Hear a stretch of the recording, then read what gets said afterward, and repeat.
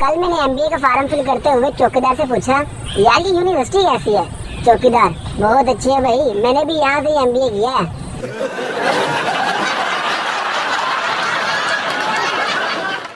अच्छा, एक तो होते हैं कमजोर लोग और एक वो जिन्हें देखकर लगता है कि हैंगर में कपड़े आ रहे हैं।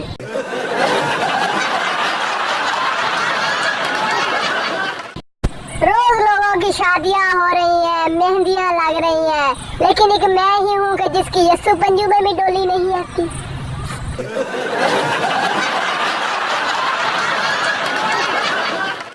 यार मैं सोच रहा था कि अपना नाम जानू रख लूं, कम से कम इसका एक फायदा तो होगा, जब कोई लड़की बुलाएगी फीलिंग तो आएगी।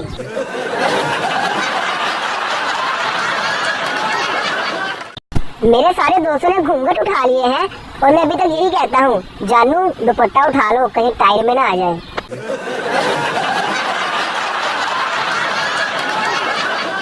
शैम्पू की झाग को पूरे बदन पर मलकर साबुन बचाने वाली कौम को दुनिया की कोई ताकत शिकस्त नहीं दे सकती।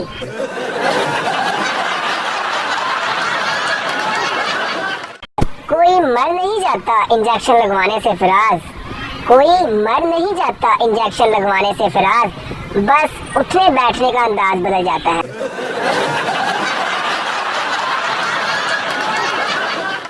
ढूंढने को जमाने में जब वफा निकला, वाईफाई मिला, मैं वहीं बैठ गया।